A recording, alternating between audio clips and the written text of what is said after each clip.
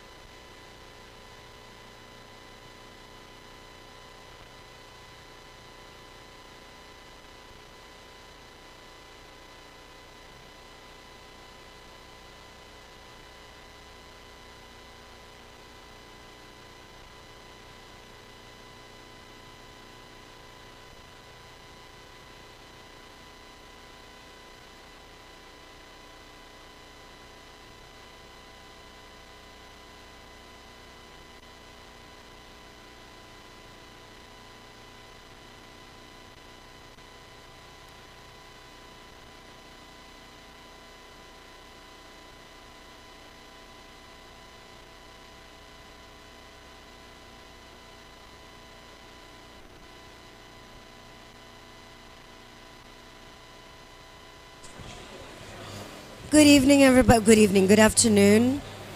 Bonjour.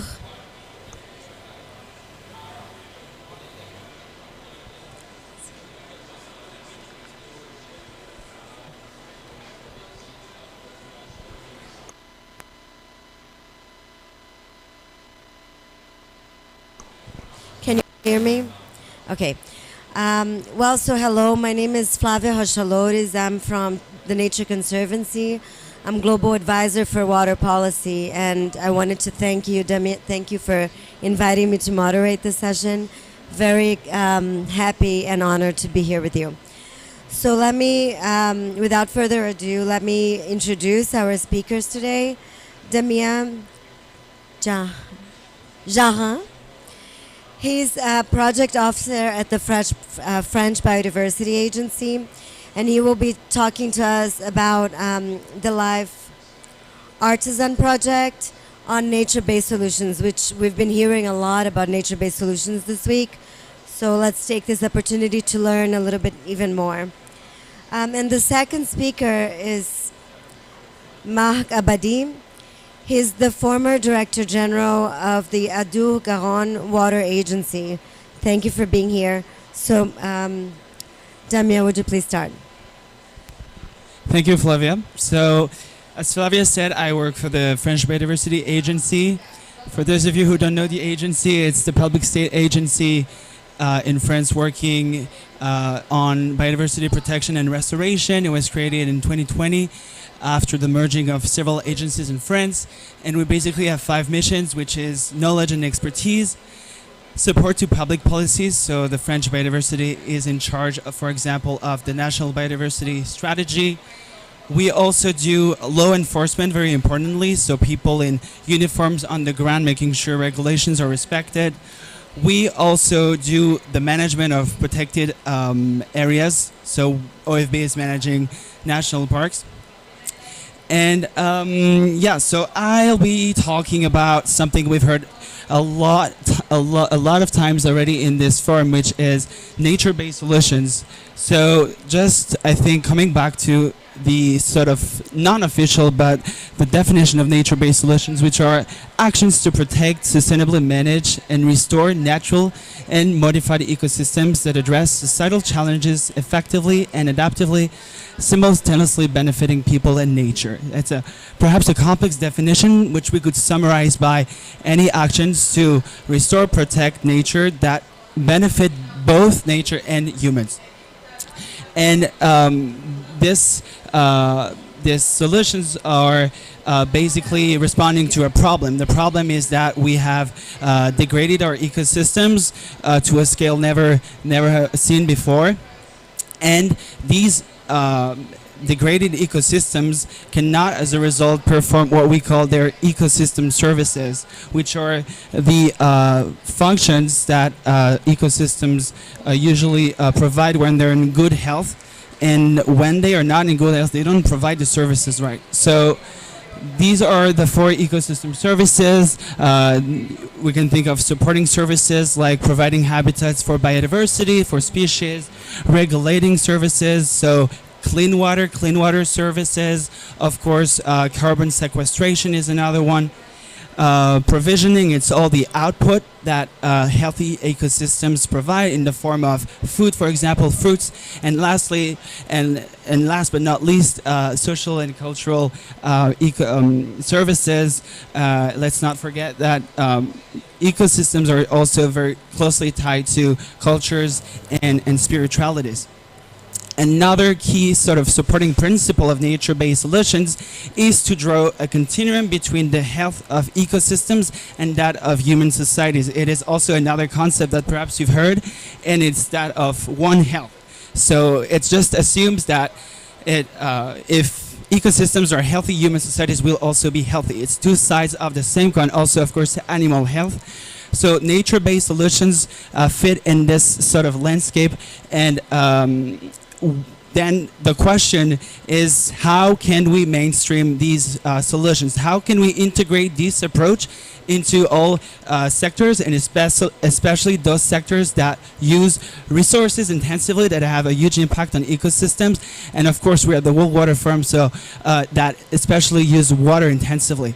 We can think of agriculture, of course, and we'll be talking a lot today about agriculture, because we know worldwide agriculture is using 70% of all water resources. So it's of course a key sector to look at.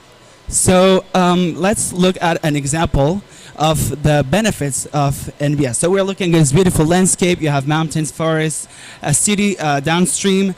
And so as I was saying, these ecosystems, because they've been degraded, they can't really, they're in bad shape. They can't really perform their usual functions. And this is also exacerbated by climate change. So climate change is a magnifier in that situation, and that is a risk multiplier. So you have many water-related risks here: droughts, floods, decrease of water level, etc., etc. Soil erosion, which is the big one we're going to talk about, and coastal flooding. So now, if you introduce into this landscape nature-based solutions, here's what you could sort of end up with. If you, for example, so examples of NBS, which I'm going to use now, I guess, for simplicity, you can restore the wetlands. You can, of course, sustainably manage the forest. You can also, in cities, very importantly, what we call de-waterproof, because cities have been built with this very gray infrastructure where nature has no place. So how can you put a little more nature? How can you green the cities? And this has huge positive benefits, especially to fight the heat island effect. And all these practices can fall under the umbrella of agroecology, as I'm sure most of you know. So we see that nature-based solutions have pretty obvious benefits. But then again, how can we sort of mainstream these solutions if they are so beneficial and great? Like, we see that ecosystems are still degraded, and these solutions are not the norm yet. So this is a question that one of our projects at the French Biodiversity has precisely sought to address through the Life Artisan project.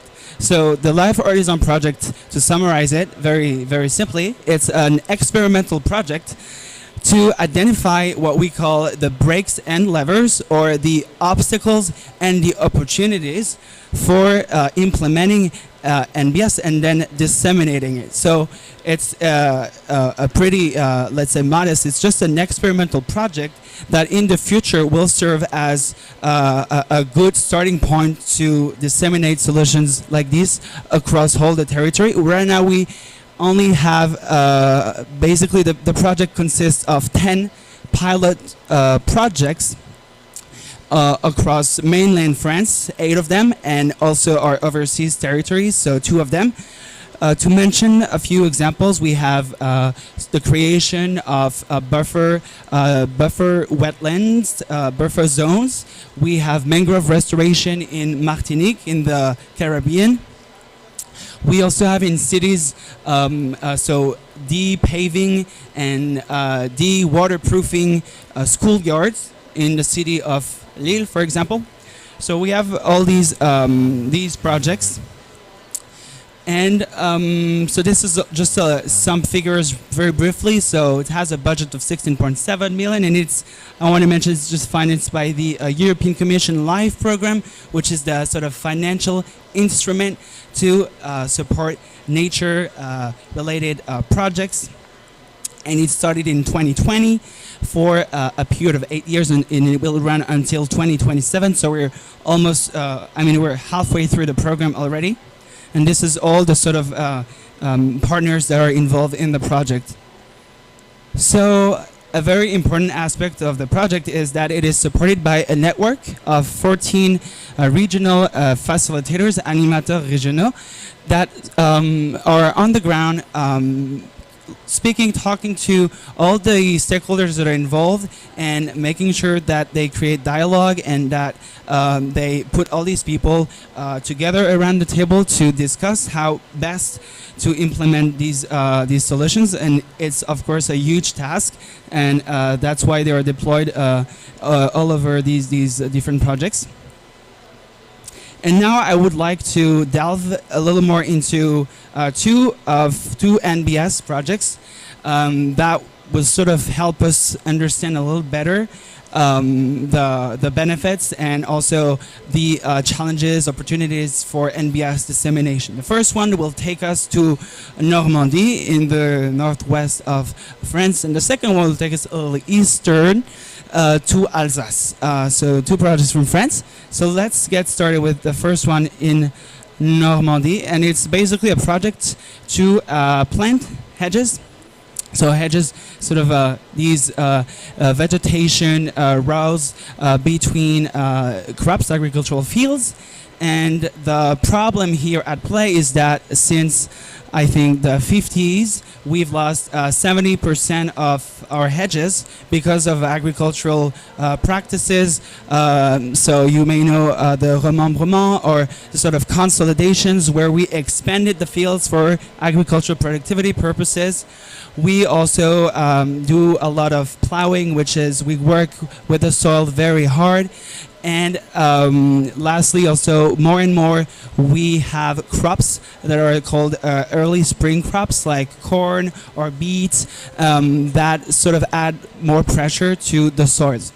So the solution here that was thought was to restore this landscape, and it is also a landscape that is very sort of dear to Normandy. It's a landscape that used to be present for centuries. So there were really benefits both for nature, for agriculture, and for culture to be found in this project. So basically, where are we now for this project 4 years after the start? Well, there was a pretty long phase of consultation, and some sites in this area in Normandy were selected after consultation with voluntary farmers, and they started planting hedges, and sort of like hundreds of kilometers already planted. And benefits in terms of soil erosion have already been observed, so this is really encouraging. And there is also a permanent staff that is an expert in bocage, in these landscapes, that is now that has been hired to work.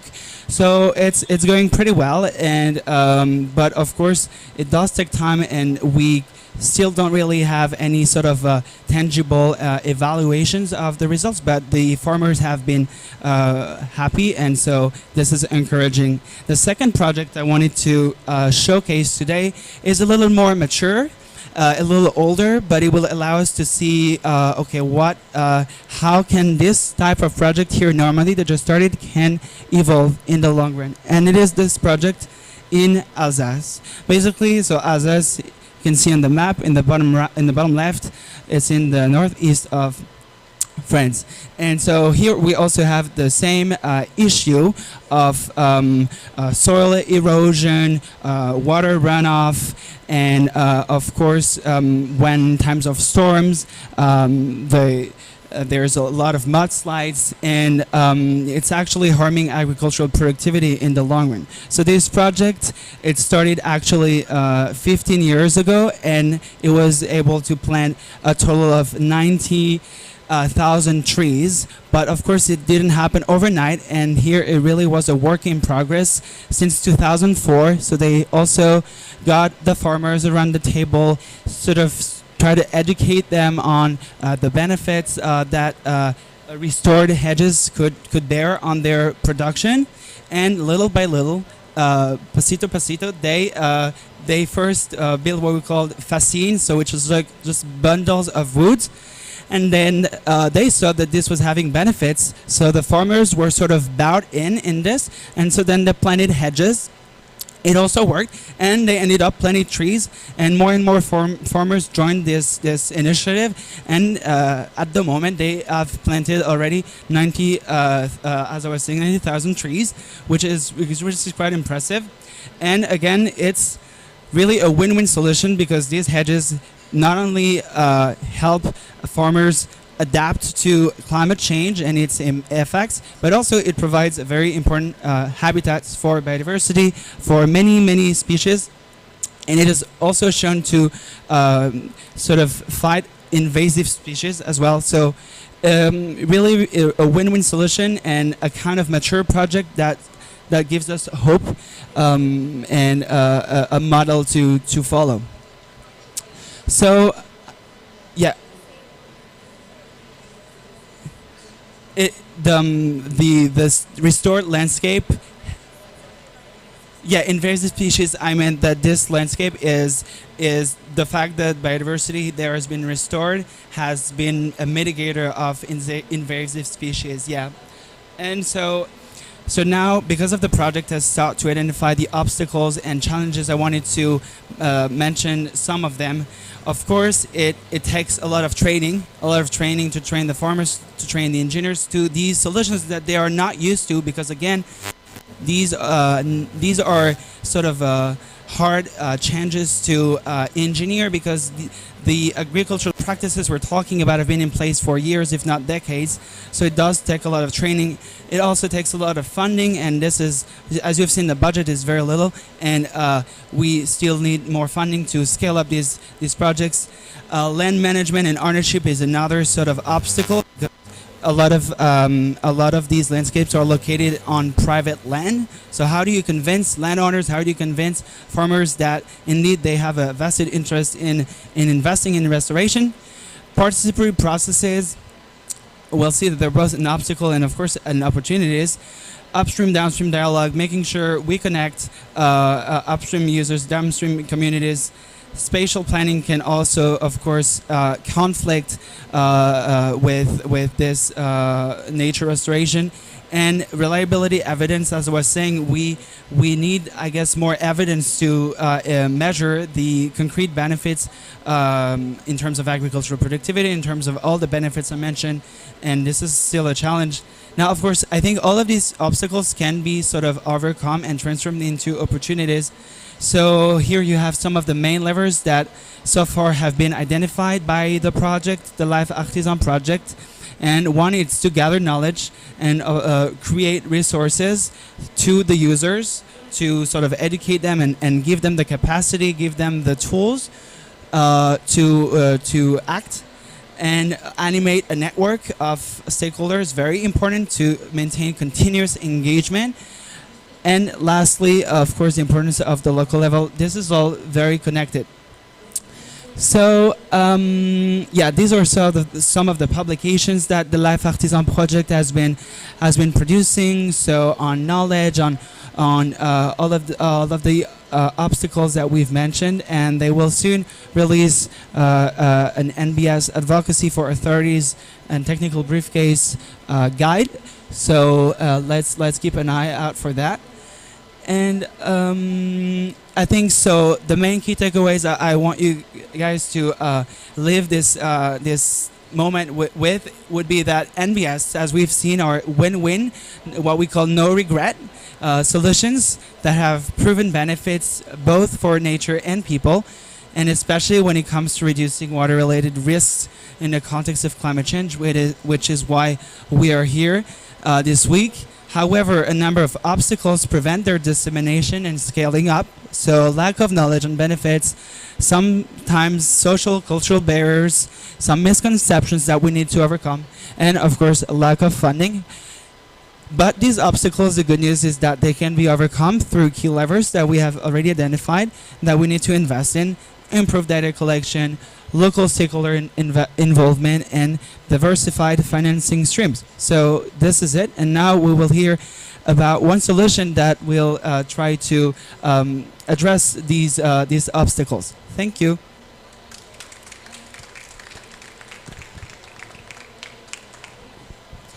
Thank you so much. Wow, super interesting. Before we move to the next speaker, just so we can shake things a little bit, I would love to hear more. So TNC is developing a report exactly looking at enabling policies, regulations, institutional mechanisms for nature-based solutions, specifically on drinking water supplies. And I saw that report on public policies.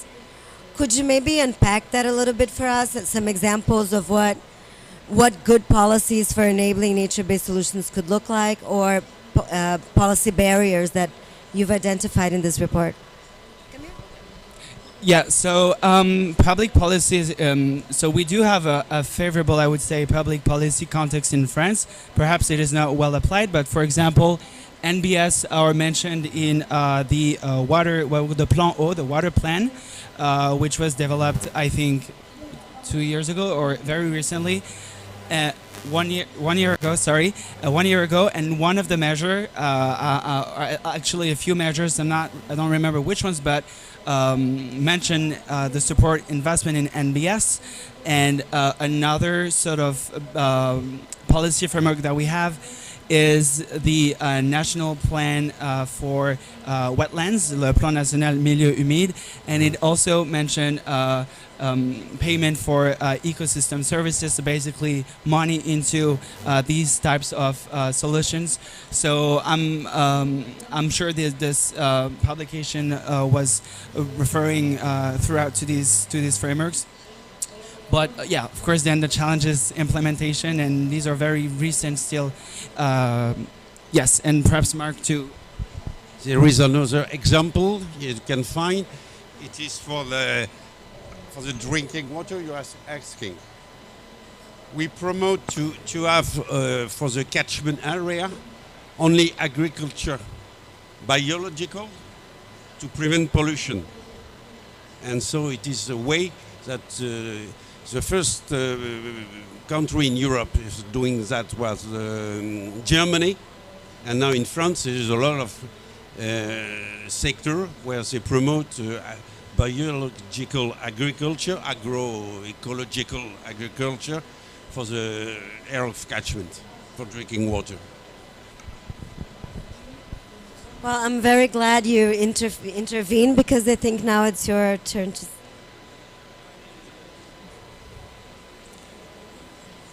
S'il vous plaît.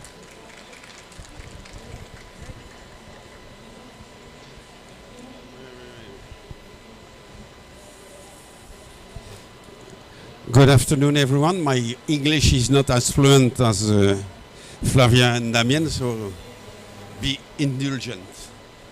So I will speak about what we call the paiement pour services écosystémiques, ecosystemic payments, which you can find in academic literature, a number of files and books, but on the field there is very few really experiments, and the only one concerns water. You can find it in United States of America, and in France we decided an experimentation in 2018 with our national plan for biodiversity, and it was asked that the water agencies, the 6 water agencies, gave something like 150 million of euros during 5 years to promote that kind of intervention.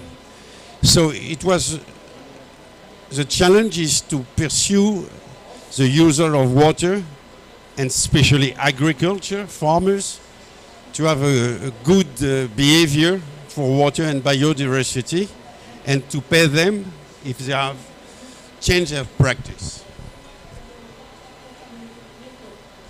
So in the southwest of France, so around the water agency Adour-Garonne, you have all the multi-partner construction with Solagro, which is an NGO established in Toulouse in 1981 to promote agriculture transition, ecological transition, the 2 regional councils, the administration, and of course the representative of agriculture, which in France are the agriculture chamber.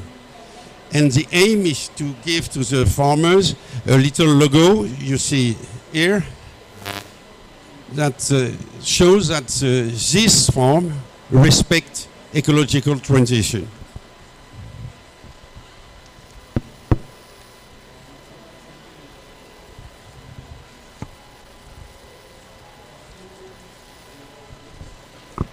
So for Adour-Garonne, southwest of France, which has been the first water agency to go on this way, the specific objective was to preserve water resource and biodiversity, and especially to contribute to water flow regulation, because there is a lack of water in South France, and also to reduce the inputs of pesticide and all the chemical fertilization, which is the first cause of the degradation of the water, river, and so on. So we try to find a way that the farmers will have a good behavior for water, and also to contribute to the quality of soil, because if you want to have a good water underground, you must have soil in the good shape to do the job to filter this way. So we decide to have a progressive way of improvement and transition, and every year we have an evaluation of what they are doing. So the principle was to determine which services are rendered by the farmers, the choice to have ZH, it means in French wetlands, and the bocage, as Damien told before. Also to have a regional approach, a territorial way of, and we need to control the system. So we must have the certification and the data to prove that the behavior of the agriculture has changed and that the practice of farmers are going better. So we have a 5 years contract with the farmers and annual reevaluation, and each year the water agency provide 7 million euros to do that. Evaluation is the art of what we want to do. And the first one in 2021 shows that the farmers agreed with that kind of financial and intervention, but not only for financial reason, but also of social recognition. Because in France there is a big, strong debate for pollution. And the agriculture said we are not the worst intervention. So we need to have a good behavior, and we want to have a good behavior, but we want to be recognized as ecological, agro-ecological intervention. So the evaluation is based on 5 types of evaluation: effectiveness, relevance, coherence, and foresight, because we must have a long-term approach also, not only year by year. So the second evaluation was what we call in France a cold assessment. And the cold assessment was to do what have the results since the beginning, and to be sure that the practices effectively respect water, biodiversity, and soil, and to drop recommendations for changing the system if the results are not there. So we have 6 regional case studies for Occitanie, which is the eastern part of the basin, with some rivers which are very sensitive. And the analysis is going on since November, and we will have the results, I think, at the end of the June. So we hope that our method is good and that the results will be in line with what we want to do with the farmer. Thank you very much.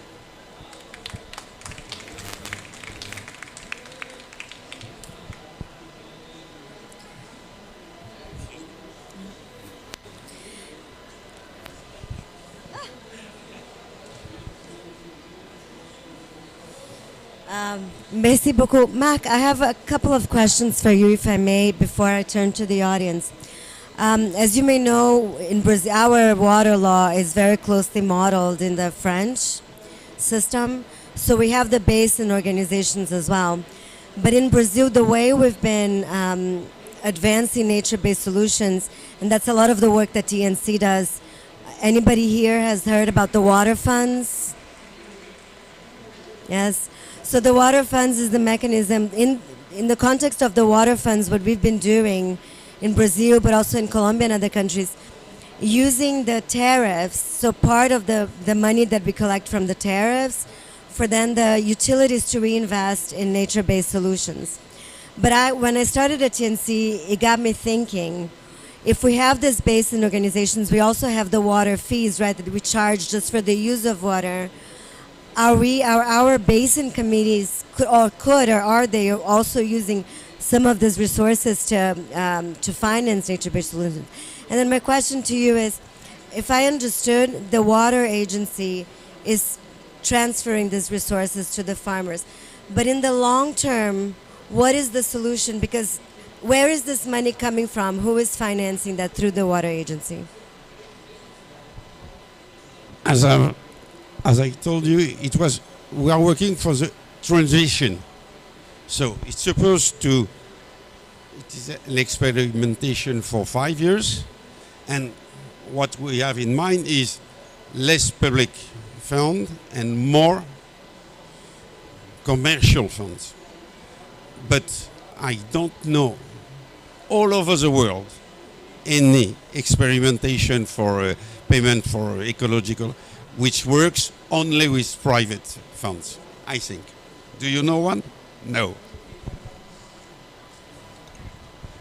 Well, that means we have a lot to discuss in this venues to see what lessons we can bring to one another. Colleagues, any questions for our panelists? Go ahead. Thank you. I have a couple of questions, one for Damien and one for Marc. So for Damien, you mentioned already some barriers that you encounter in implementing NBS. Are any of them related to regulations? And then also for Marc, it's still early days, but what is the response you see from farmers with this new policy? Are they accepting, or do you think they would cooperate? Thanks. I think I'll stay here. It will be easier. So is there an obstacle related to regulation? Perhaps I would say that the obstacle is the lack of perhaps regulation that, and this is of course a voluntary program, as you have understood. So these are voluntary farmers that accept to put a little bit of their land for restoration, and sometimes they're compensated for that in the case of the payment for ecosystem services, but they're not forced in any way to do it. So I would say the obstacle is lack of regulation, and therefore regulation couldn't be a lever as well to for upscaling. But if we do regulation without, let's say, appropriation, if that's the correct term, then it will probably backfire, as we know, as we've seen already in the lately. Yeah.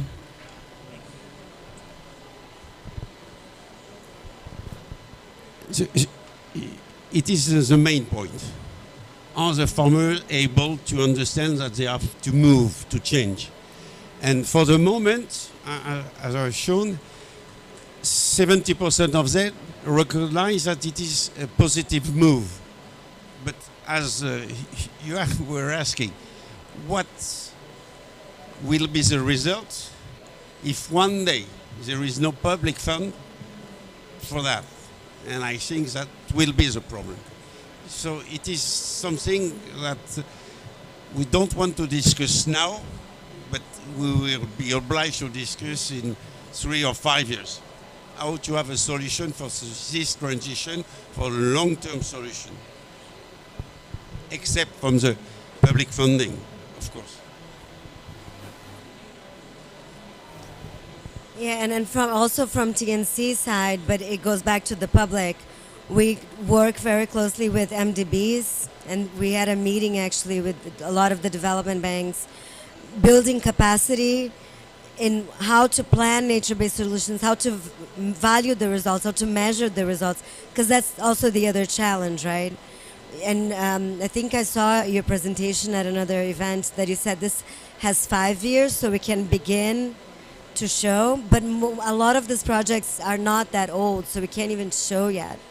But just, I guess, to tell you that all the banks that we've spoken with are very interested. They are eager to finance, but it goes back to the issue. Eventually, we're going to have to find a long-term solution. Please, anybody else?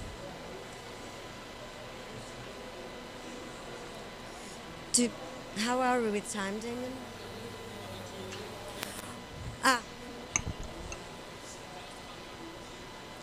Okay, thanks.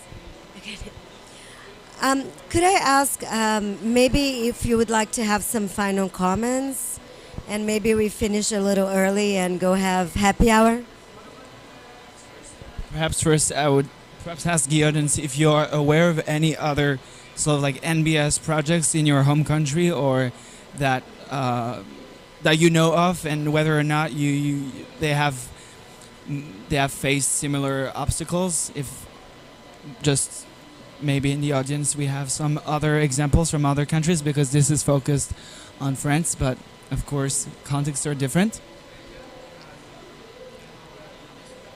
Not really. I think we also have a lot of French people in the audience anyway. But final comments. I mean, I think perhaps in our circles and in the French Biodiversity Agency, everywhere we talk a lot about NBS, nature-based solutions, but I think out there a lot of people have never heard about nature-based solutions. So education and dialogue is key, and I think it is a key strength of the Life Artisan project, the way they've been able to send these regional animators on the ground and to, basically talk to people and take the time.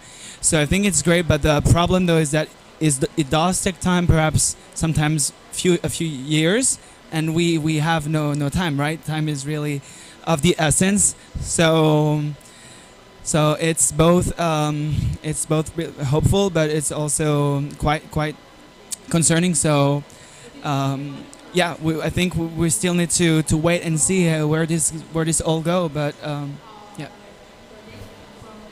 Thank you, Demi. And just a very quick comment on that. We've also found that sometimes people are already doing nature-based solutions, but they're not calling it. And when you come up with the term, they're no. So there's the flip side of raising awareness of why they're important, and also recognizing when they already exist, but we're not looking at them just because they're not calling it nature-based solutions. I think it was 10 years ago, the European Investment Bank created a special financial tool, but nobody used it. Nobody. Only 5 projects in Europe were granted by that, and only 1 in France, and I was in charge of the subsidiary of the Caisse des Dépôts, CDC Biodiversité, which is involved in nature-based solution, but we were the only one in France to use that. So they decided to stop it. That's quite strange. Only 5 or 6 projects all over the 27 nations in Europe. Only, I think it was 1 in Poland, 1 in Lithuania, I think, Slovenia, and 1 in France. Ah oui, Paris, Haute-Paris. Yes, the other one was Haute-Paris.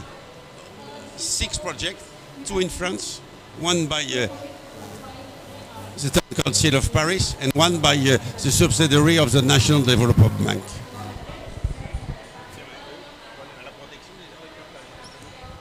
All right. Thank you so much for joining, and let's have a round of applause to our brilliant panelists. So much knowledge there. And I guess we'll see each other around, and let's continue exchanging and learning from one another. Merci beaucoup.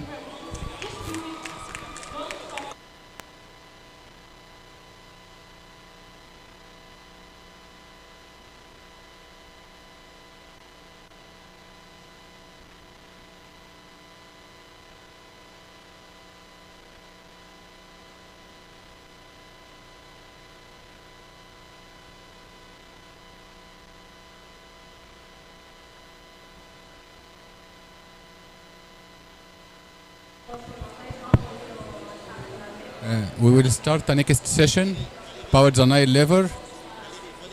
If you join us, yeah, it will be our pleasure.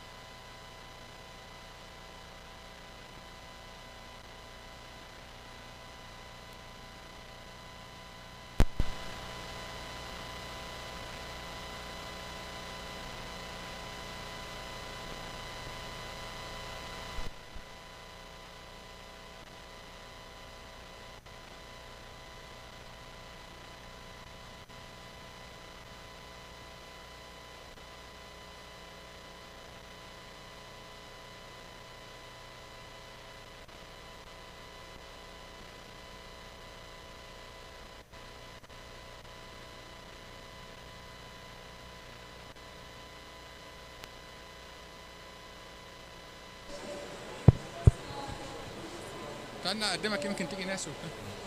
So good afternoon to all of you. We start now our session for the Permanent Joint Technical Commission for Nile Water between Egypt and Sudan. The first presentation will be by Dr. Arif Gharib, Chairman of the BGTC. He will talk to us about cooperative management for the tracking aquatic weeds in the White Nile for regional solutions. The case study will be in Kosti City in Sudan. So please, Dr. Arif. Thank you, Engineer Loai. In the next 1 hour, I am going to present the activities, technical activities between us and some countries, Nile Basin countries.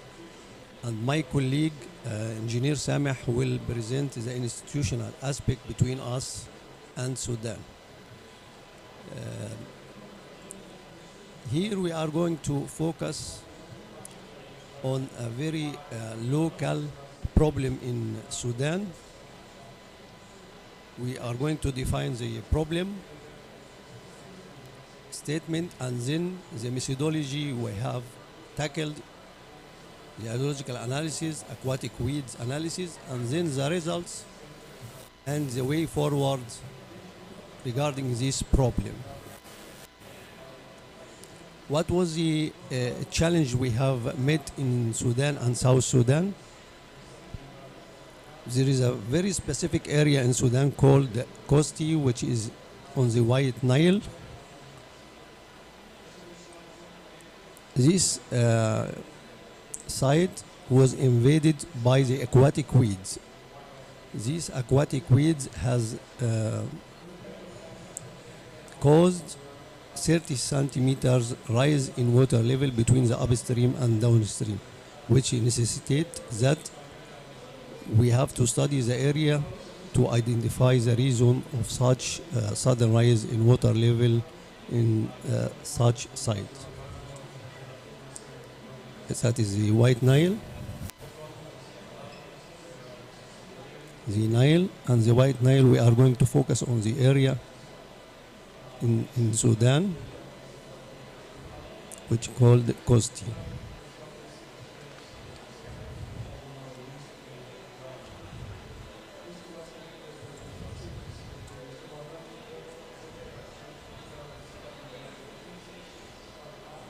That is the area where our colleagues from Sudan identified the rise difference between the water level about 30 centimeters between the upstream and downstream are two bridges here. So the first perspective we have tried to suggest that the issue starts from South Sudan due to floods. And there are some activities regarding the aquatic weed and maybe some mats of weeds have moved from the south to north, which caused this problem. The second one was that the difference in operation level between at the high at the Jabal Awliya Dam, which may cause such impact on the Kosti location.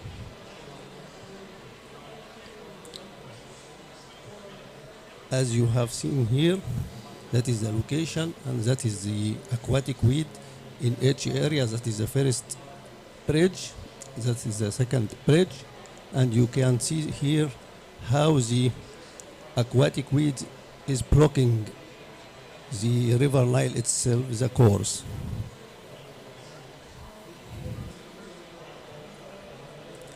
We have used as I mentioned, that whether the cause is due to the flood at that time.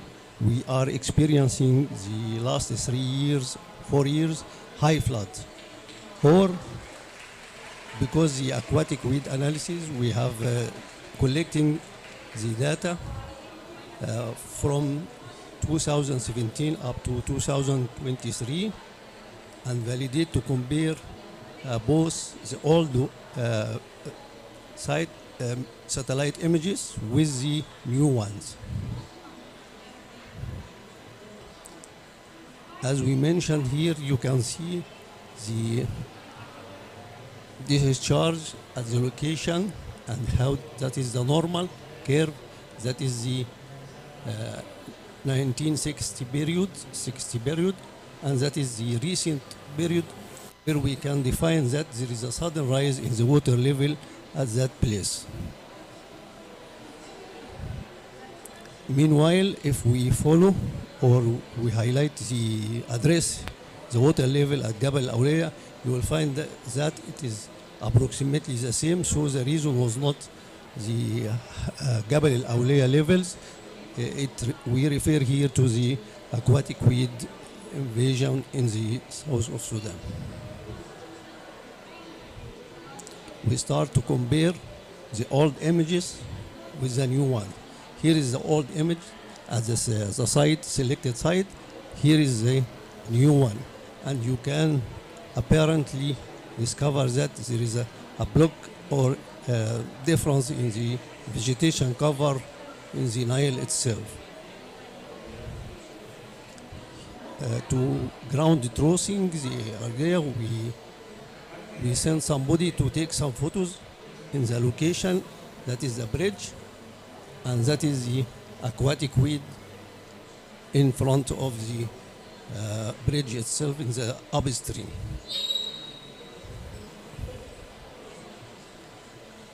So instead of studying the local area or the site itself, we have expanded the scope area, and we went further to the South Sudan to figure out the situation of the different branches that feed the White Nile itself.